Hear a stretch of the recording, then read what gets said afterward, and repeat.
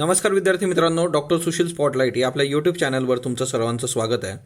आज 20 ऑगस्ट 2020च्या चालू घडामोडींचं विश्लेषण आपण बघणार आहोत. तत्पूर्वी डॉक्टर सुशील स्पॉटलाईटला टेलिग्रामवर फॉलो करण्यासाठी डिस्क्रिप्शनमध्ये लिंक तुम्ही वापरू शकता. फेसबुकवरही आपला ग्रुप आहे, तिथेही फॉलो करू शकता. महाराष्ट्रात काल 24 तासात जवळपास 13,165 रुग्ण आहे ना, हे आत्तापर्यंतचं सर्वात हायएस्ट आहे महाराष्ट्राचा. एवढे रुग्ण जवळपास एक 11,000 11,500पर्यंत आपण बघत होतो, पण 13,165 हा सर्वात मोठा आतापर्यंतचा आकडा आहे महाराष्ट्रातून कोविड-19च्या रुग्णांचा. तर नक्कीच अजून येत्या काळामध्ये आपण काळजी घेणं फार गरजेचं आहे, कारण फक्त महाराष्ट्राचं नाही, केरळ वगैरे बाकीच्या ठिकाणी तुम्हाला मोठ्या प्रमाणावर रुग्ण वाढलेले दिसतात. तर तेवढं एक लक्षात ठेवा. त्याच्यानंतर दुसरं एक महत्त्वाचं आहे, ठाण्याचा एक रेफरन्स आहे की ठाण्यामध्ये करोनामुक्त होणाऱ्या रुग्णांचं जे प्रमाण आहे ते 89% पोहोचलेलं आहे. आणि देशामध्ये रुग्ण बरे होणारे जे शहरं आहेत त्याच्यात दिल्लीनंतर ठाणे शहर हे दुसऱ्या स्थानावर पोहोचलं आहे. म्हणजे सर्वात जास्त रुग्ण बरे होण्याचा जो काही हे आहे रेशो आहे किंवा आकडेवारी, ती दिल्लीची सर्वात चांगली, त्याच्यानंतर ठाणे 2 नंबरवर आहे. तर नक्कीच चांगली बाब आहे आपल्यासाठी, पण येत्या काळामध्ये केसेस कमी झाल्या पाहिजे. आता बघा, सुशांत सिंह प्रकरणी CBIकडे तपास. आता आपल्याला ह्या प्रकरणाशी एक्झाम पॉईंट ऑफ व्ह्यूनी काही देणं घेणं नाही, परंतु आता इथं CBI जे आहे ते आपल्यासाठी खूप महत्त्वाचं आहे. 2019मध्ये सुद्धा CBIमधचा जो वेस्ट बेंगॉलमधला इश्यू झाला होता, तर त्याच्यासाठी पण CBI न्यूजमध्ये होतं आणि CBIनी राज्यामध्ये तपास करताना राज्याची परवानगी घ्यावी हा इश्यू जो होता, आंध्र प्रदेशचा इश्यू झाला होता. नंतर तिथलं सरकार बदलल्यानंतर त्यांनी गोष्टी क्लिअर केल्यात, पण वेस्ट बेंगॉलमध्येही बराच इश्यू झाला होता. मग आता बेसिक ॲक्च्युली CBIवर मी लेक्चर प्रॉपरली बनवलेलं आहे. फक्त CBIबद्दलच्या काही बेसिक गोष्टी लक्षात ठेवा. CBI जे आहे, सेंट्रल ब्युरो ऑफ इन्व्हेस्टिगेशन, हे 1963मध्ये याचं स्थापना करण्यात आली होती आणि हे अंडर होम मिनिस्ट्रीच्या अंडर होतं, मिनिस्ट्री ऑफ होम अफेअर्स.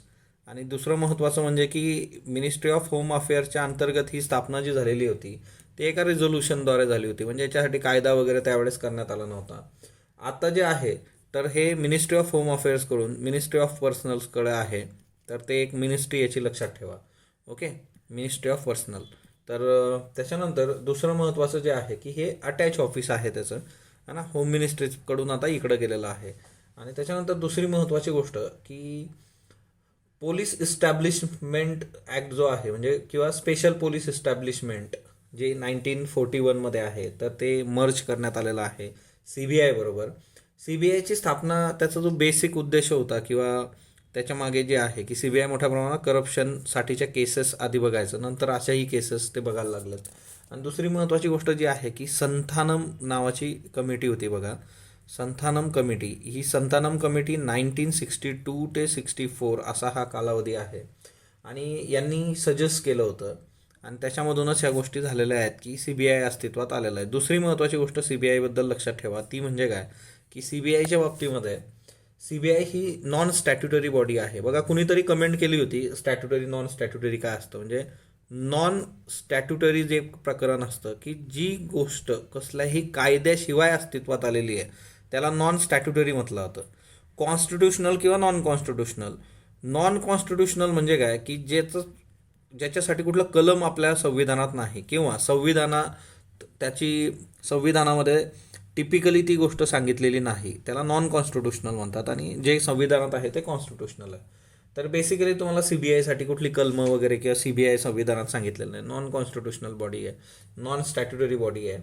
आणि याला जे अधिकार याचे मिळतात, त्याच्या ज्या पॉवर आहेत, त्या पॉवर कशापासून मिळतात, तर दिल्ली स्पेशल पोलीस इस्टॅब्लिशमेंट जे आहे, ओके, ॲक्ट जो मी तुम्हाला सांगितला, special police establishment, okay, act आहे हा 1946चा.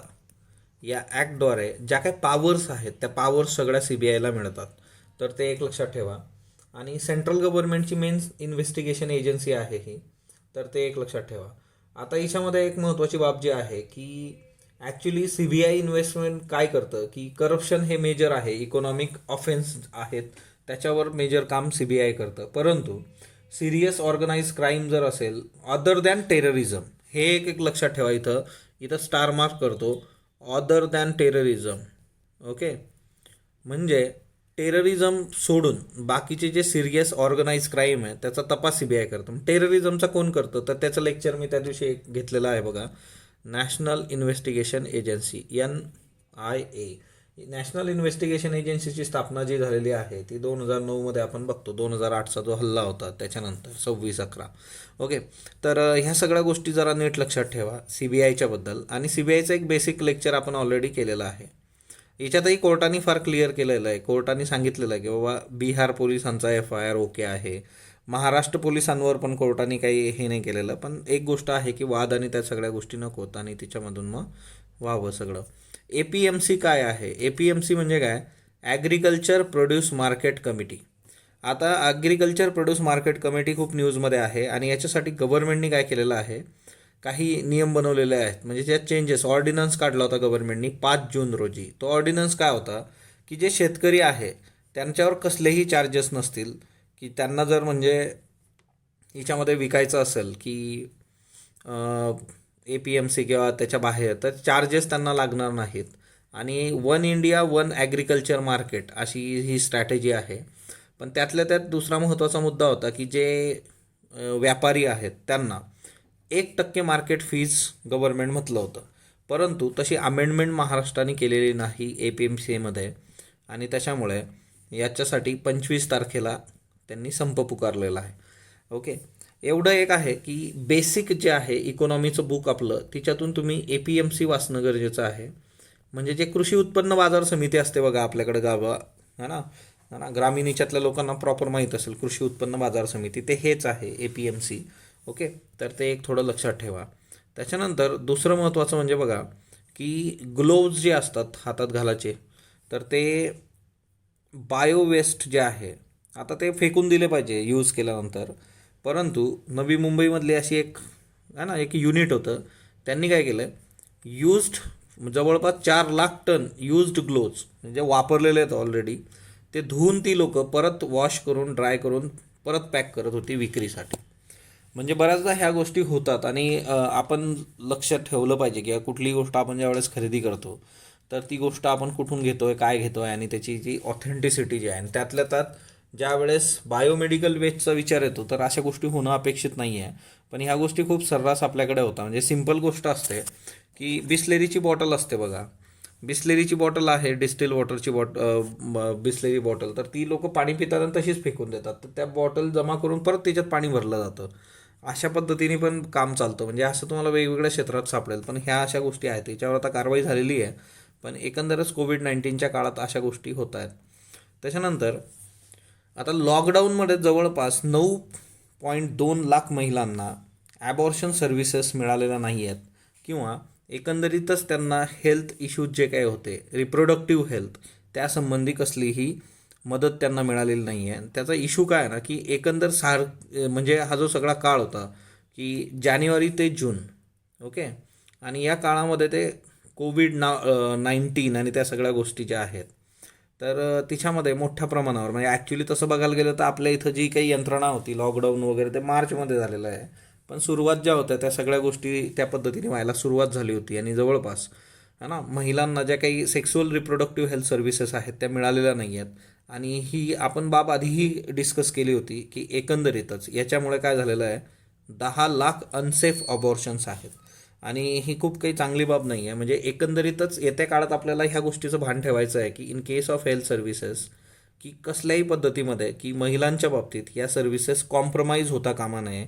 सो वुमन एम्पॉवरमेंट वगैरे बघा, तुम्हाला नेहमी एसे विचारला जातो, आता तिच्यामध्ये ह्या सगळ्या गोष्टी येणं अपेक्षित आहे. हे मुद्दे तुम्ही घेतले पाहिजे. डोमेस्टिक व्हायलन्सचा मुद्दा आपण चर्चेला होता आधी की डोमेस्टिक व्हायलन्स मोठ्या प्रमाणावर घरगुती हिंसाचार झालेला आहे. त्यातल्या त्यात अनवॉन्टेड प्रेग्नन्सीबद्दल पण म्हटलं गेलं होतं की मग त्या सगळ्या याच्यातून ह्या ज्या बाबी आहेत त्या आपण थोड्या लक्षात घेणं फार फार गरजेचं आहे.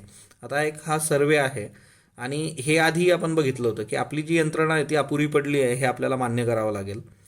आणि वॅक्सिनच्या बाबतीमध्ये भारताने बांगलादेशला प्रायोरिटी बेसिसवर व्हॅक्सिन देण्याचं म्हटलेलं आहे. तर ज्यावेळेस ते पाठवलं जाईल त्यावेळेस आपण बघू. आणि सगळ्यात महत्त्वाची गोष्ट जी आहे की एकंदरीतच जे काही शेजारी राष्ट्र असतात त्यांच्याबरोबरचे आपले संबंध आणि त्या सगळ्या गोष्टी ज्या आहेत तिच्यामधून हे करावं लागतं आपल्याला आणि ह्या गोष्टी केल्या जातात. दुसरी महत्त्वाची गोष्ट जी आहे, एक तीस्ता प्रोजेक्ट जो आहे, तर बांगलादेशनी चीनबरोबर करार केलेला आहे $1 बिलियन एक सिंचन प्रकल्प उभा केला जाणार आहे तीस्तावर, ज्याच्यामुळे रंगपूर एरिया जो आहे तिथल्या लोकांना फायदा होईल. आता खरं तर बांगलादेश किंवा शेख हसीना यांच्यावर मधल्या काळात बरीच टीका होत होती की भारताबरोबरचे संबंध आणि त्या सगळ्या गोष्टींमध्ये ते खूपच स्लोली वर्क करतायत म्हणून. तर अशी टीका होत होती. एकंदर शेख हसीनांचा जो ॲटिट्यूड आहे इन केस ऑफ इंडिया तो खूप पॉझिटिव्ह आहे, सकारात्मक आहे. त्याच्यामुळे शेख हसीना यांना मदत करणं किंवा त्यांचं तिथलं स्थान अबाधित ठेवणं हे आपली जबाबदारी असते. म्हणजे साधी गोष्ट आहे, जी व्यक्ती आपल्याला फायदेशीर आहे ती तिथं जर सर्वोच्च पदावर राहिली तर ऑब्वियसली आपल्या गोष्टी सोप्या होतात. आता ही तीस्ता नदी जी आहे की भारत तीस्ताचा पण इश्यू आहे है ना. आता ही तीस्ता नदी जी आहे तिचं ओरिजिन जे आहे बघा, दोन महत्त्वाचे राज्य आहे, एक सिक्कीम आणि बंगाल, या दोन ठिकाणी या तीस्ताचा रेफरन्स आपल्याला मिळतो भारतातून. सिक्कीममधून त्याचं ओरिजिन आहे, इथून ती सुरुवात होते सिक्कीममध्ये. आणि ते जे ग्लॅसियर आहे त्याचं नाव आहे डोंगजू है ना. आता ॲक्च्युली तो है ना, डोंगजू ग्लॅसियर आहे आणि इथून ती सुरुवात होते सगळी. मग सिक्कीम, त्याच्यानंतर आपलं तीस्ता रिव्हर, बेंगॉल, आणि मग नंतर ती बांगलादेशमध्ये जाते. सो अशा पद्धतीने तुम्ही बघू शकता. पण एक आहे की तीस्ता नदी जी आहे, भारत बांगलादेश जो काही इश्यू आणि त्या सगळ्या याच्यात चर्चेत असते नेहमी, तर ह्या थोड्या गोष्टी तुम्ही लक्षात घेणं गरजेचं आहे. तिची ओरिजिन सिक्कीम, त्याच्यानंतर वेस्ट बेंगॉलसाठी ती महत्त्वाची आहे, नंतर ती बांगलादेशमध्ये जाते. त्याच्यानंतर नेक्स्ट वन, आंध्र प्रदेश जे आहे त्यांनी स्थानिकांना नोकऱ्यांमध्ये आरक्षण देण्यासाठी कायदा करणारं ते एकमेव राज्य आहे भारतातलं. आपण काल बघितलं होतं की मध्य प्रदेश जे आहे, तर मध्य प्रदेशने स्थानिकांना नोकरी देण्यासाठी म्हणजे त्याच्यासाठीचं आरक्षण देण्यासाठी कायद्यामध्ये बदल करण्याचा संकेत दिला होता. द सेम आंध्र प्रदेशने ऑलरेडी कायद्यामध्ये चेंजेस केलेले आहेत आणि स्थानिकांना नोकऱ्यांमध्ये आरक्षण देण्यासाठी कायदा करणारं एकमेव राज्य आजच्या डेटमध्ये भारतात आंध्र प्रदेश आहे. किती दिलेलं आहे आरक्षण? 75% आरक्षण आंध्र प्रदेशने दिलेलं आहे. आणि आंध्र प्रदेशच्या कायद्याचा अभ्यास आता महाराष्ट्र करतं आहे आणि त्याच्यामधून स्थानिकांना खाजगी कंपन्यांमध्ये 80% आरक्षण असावं असा कायदा पारित करण्यात येणार आहे. मध्य प्रदेश पण अशा पद्धतीने काम करतं आहे. मग आता याच्यामध्ये काय ना की काही चर्चेतले मुद्दे जे आहेत की ते म्हणजे कलम 16.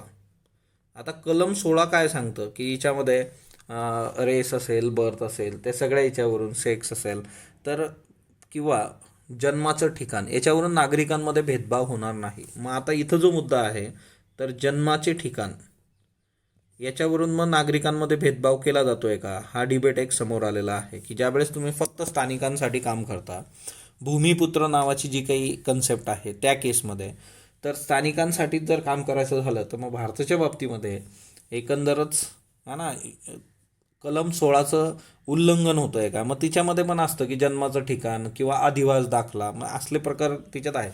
पण 16ची चर्चा होते, कलम 16 तुम्हाला माहीत पाहिजे. त्याच्यानंतर जे काही कलम 35 होतं है ना, ते आता हे सगळं रद्दबादल ठरलेलं आहे.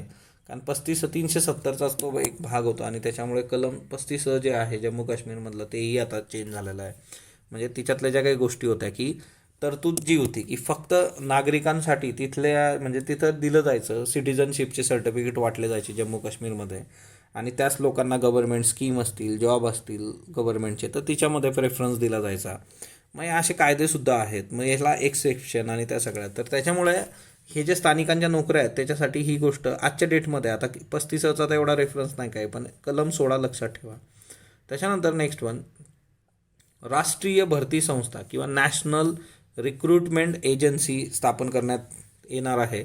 आणि एकंदरच कर्मचारी, बिगर राजपत्रित कर्मचारी, रेल्वे आणि सरकारी बँक कर्मचारी यांच्याकरता स्थापन करण्यासाठी ही राष्ट्रीय भरती संस्था किंवा नॅशनल रिक्रुटमेंट एजन्सी काल 19 ऑगस्ट रोजी कॅबिनेटनी मंजुरी दिलेली आहे. आता राष्ट्रीय भरती संस्था किंवा काल एक कोणीतरी कमेंट पण विचारली होती की हे काय प्रकरण आहे, तर हे प्रकरण असं आहे की सध्या तुम्हाला जे वेगवेगळे गव्हर्नमेंटचे डिपार्टमेंट आहेत तिच्यामध्ये गट ब म्हणजे बी आणि गट सी म्हणजे क्लास 1 जसं असतं तसं क्लास बी आणि क्लास सी करताचे जे काही कर्मचारी असतात त्यांना डिपार्टमेंटल ज्या काही भरत्या असतात, तर जवळपास 20 भरती संस्था वेगवेगळ्या केंद्रीय मंत्रालयाद्वारे आहेत आणि तिच्यामधून मग वेगवेगळ्या विभागांमध्ये कर्मचारी भरले जातात. मग आता एवढ्या 20 संस्था, त्यातल्या त्यात काय होतं की बऱ्याचदा एक्झाम ओव्हरलॅप होते, काही लोकांना देता येत नाही.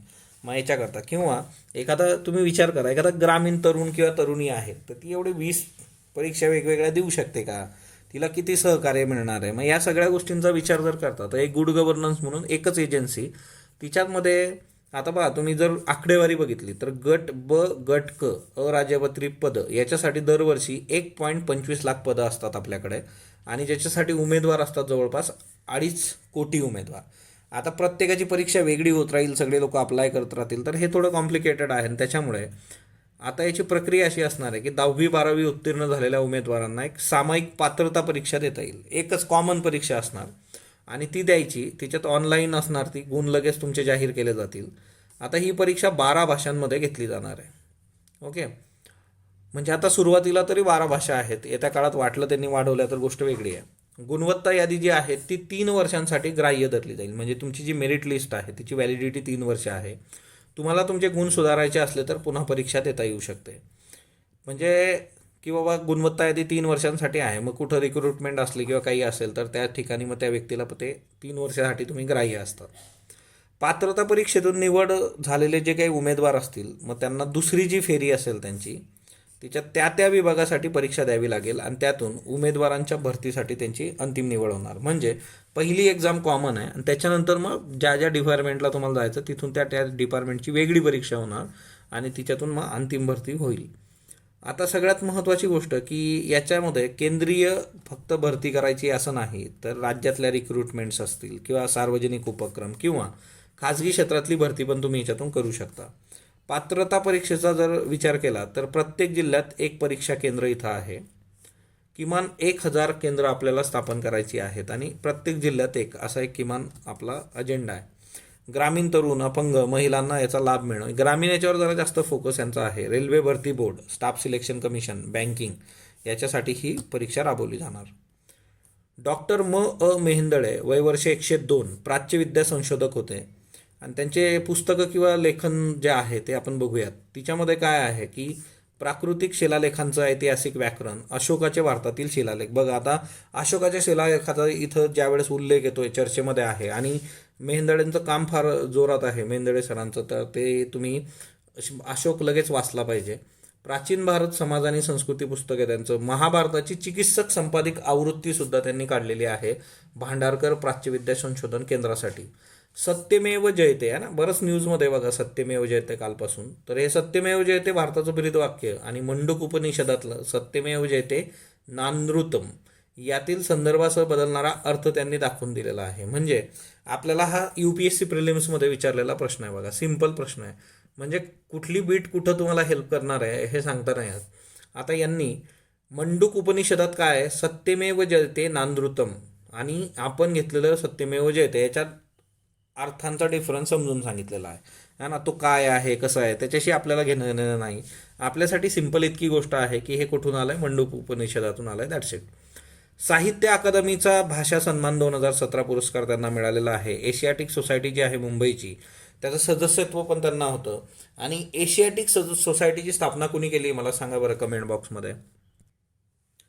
20 ऑगस्टचं जर दिनविशेष तुम्ही बघितलं तर 20 ऑगस्ट जे आहे तर अक्षय ऊर्जा दिवस आहे, रिन्युएबल एनर्जी डे. आणि 20 ऑगस्ट सद्भावना दिवस म्हणून साजरा होतो है ना. 20 ऑगस्टचे बरेच रेफरन्सेस आहेत, ते पण आपण बघूयात. तर माजी पंतप्रधान राजीव गांधी यांच्या जन्मदिवसाचं औचित्य साधून केंद्र सरकारने नवीन आणि पुनर्नवीनकरणक्षम ऊर्जा मंत्रालयाच्या पुढाकाराने 2004 पासून, म्हणजे रिन्युएबल एनर्जी मिनिस्ट्री जी आहे तर त्याच्या पुढाकाराने 2004 पासून दरवर्षी 20 ऑगस्ट हा दिवस ते अक्षय ऊर्जा दिवस म्हणून साजरा करतात. आता 20 ऑगस्ट 2004 रोजी पहिला अक्षय ऊर्जा दिनानिमित्त त्यांनी भारतीय टपाल खात्याचं तिकीट पण काढलं होतं राजीव गांधी आणि अक्षय ऊर्जा दिवसावर. उद्देश काय आहे, पारंपरिक ऊर्जेसोबत तुम्ही अक्षय ऊर्जेच्या स्रोतांचा पण वापर केला पाहिजे. 2004 मध्ये 12,000 शालेय विद्यार्थ्यांची मानवी साखळी पण याच्यासाठी तयार करण्यात आली होती. आणि आताचं गव्हर्नमेंट जे आहे ते अक्षय ऊर्जेवर बरंच फोकस आपला आहे हा ना. तर आजचा दिवस लक्षात ठेवा. सईदा खानम वय वर्ष 83 बांगलादेशातल्या पहिल्या महिला छायाचित्रकार होत्या. त्यांचं निधन झालेलं आहे काल आणि परवा झालेलं आहे ॲक्च्युली 18 ऑगस्ट रोजी. पण ॲक्च्युली योगायोग असा आहे की 19 ऑगस्ट म्हणजे त्याच्यानंतर एक पुढच्याच दिवशी जागतिक छायाचित्रकार दिवस होता. काल वर्ल्ड फोटोग्राफी डे होता आणि सईदा खानम ज्या आहेत बांगलादेशातल्या पहिल्या महिला छायाचित्रकार, म्हणजे 1950च्या दशकात ते काम करत होत्या आणि तुम्हाला ते येईल किंवा त्या काळात एक महिला छायाचित्रकार म्हणून काम करणं. तिस्ता नदी तुम्हाला सांगितलं, चीनचा करार. हां, UAEचा जो पहिला अणुऊर्जा प्रकल्प आहे तो पॉवर ग्रीडला जोडला आहे त्यांनी. आणि UAEचा पहिला अणुऊर्जा प्रकल्प जो आहे बराकह, तो पॉवर ग्रीडशी जोडलेला आहे. UAEमधली 25% विजेची गरज जी आहे ती अणुऊर्जेच्या याच्यातून आता पूर्ण होणार आहे. त्याच्यानंतर पंडित जसराज जे आहेत यांच्याबद्दल बिनचूक विधान निवडा. जसरंगी ही संकल्पना त्यांनी रुजवली, बरोबर आहे. मेवाती घराण्याची परंपरा चालवली, बरोबर आहे. भारतरत्न नाही मिळालेला, पद्मश्री, पद्मभूषण, पद्मविभूषण हे तिन्ही मिळालेले आहेत. सो अ आणि ब. निशिकांत कामत यांच्याबद्दल चूक विधान निवडा असं होतं बघा, हा ना. तर डोंबिवली फास्ट हा पहिला मराठी चित्रपट आहे, तर बरोबर आहे. आपल्याला चूक निवडायचं आहे. दृश्यम हा पहिला हिंदी चित्रपट, तर दृश्यम नव्हता, त्याच्यामुळे याचं जे स्टेटमेंट आहे ते ब आहे. आशा यांच्याबद्दल बिनचूक विधान निवडा. 25 ते 45 वयोगटातली असावी, बरोबर आहे. 8वी पास ही सक्तीची पात्रता आहे, तर सक्तीची नाही आहे. जर तुम्हाला 8वी पास कोणी मिळालंच नाही तर ते रिलॅक्स करतात, त्याच्यापेक्षा कमी कोणी आहे का ते ते बघितलं होतं, हा ना. पिलभित व्याघ्र प्रकल्प कुठल्या याच्यामध्ये आहे, तर तो उत्तर प्रदेशमध्ये आहे. भारतात एकूण 35 रामसार ठिकाणं आहेत, तर 35 नाही 37 आहेत. भारतात महाराष्ट्रात 2 नाही, एकच आहे, है ना, नांदूर मधवेश्वर. दोन्ही अयोग्य आहेत स्टेटमेंट. आजचे प्रश्न घ्या. IAS मेनसाठीचा प्रश्न बघा. Public confidence in the judiciary is strengthen not by resort of contempt powers but by orders and judgement elaborate. म्हणजे न्यायव्यवस्था जी आहे त्या न्यायव्यवस्थेत लोकांचा विश्वास कधी बसणार, तर तिच्यामध्ये त्यांनी त्यांच्या अवमानासंबंधीच्या कायद्याचा किंवा त्या अधिकारांचा वापर करून नाही, तर जजमेंट्स आहेत किंवा ऑर्डर्स आहेत तर त्याच्यामधून, म्हणजे ते जे निकाल देत असतं त्या निकालामधून ते तयार होतात. म्हणजे त्यांनी त्यांचं काम हे खूपच प्रॉपरली करणं अपेक्षित आहे. ओके, तर हा प्रश्न तुम्हाला लिहायचा आहे. स्पॉटलाईट रायटिंग फोरम जो टेलिग्रामचा ग्रुप आहे आपला, त्याच्यावर तुम्ही पोस्ट करू शकता. जागतिकीकरण भारतीय समाज हा MPSC मेन्ससाठीचा तुमचा एसे. पहिला प्रश्न घ्या आजचा. सतलज यमुना कालवा खालीलपैकी कोणत्या राज्यांशी संबंधित आहे, हा ना. सतलज यमुना लिंक. जम्मू काश्मीर पंजाब, हिमाचल प्रदेश पंजाब, पंजाब हरियाणा, पंजाब राजस्थान. भूमध्य समुद्र आणि अटलांटिक समुद्र यांना जोडणारा समुद्र खालीलपैकी कुठला. काळा समुद्र, लिंगुरियन समुद्र, ॲड्रियाटिक समुद्र, ॲल्बोरन समुद्र. राष्ट्रपती एखाद्या व्यक्तीचा नागरी सन्मान काढून घेऊ शकतात, स्टेटमेंट 1. ब. नागरी पुरस्कार नियम 10 नुसार नागरी सन्मान काढून घेता येतो, फक्त अयोग्य, फक्त ब योग्य, दोन्ही अयोग्य. आशियाई विकास बँक जी आहे ते आशियाई विकास बँकेचं मुख्यालय खालीलपैकी कुठं आहे. Shanghai, Manila, Beijing, Delhi. खालीलपैकी कोणता देश ईस्टमेड गॅस फोरमचा सदस्य नाही. Egypt, Italy, Jordan, France. याची उत्तर तुम्ही कमेंट बॉक्समध्ये देणार आहात. स्पॉटलाईटला जो तुम्ही प्रतिसाद देता त्याबद्दल मी आपला आभारी आहे. स्पॉटलाईटला लाईक करा, शेअर करा, सबस्क्राईब करा. धन्यवाद विद्यार्थी मित्रांनो.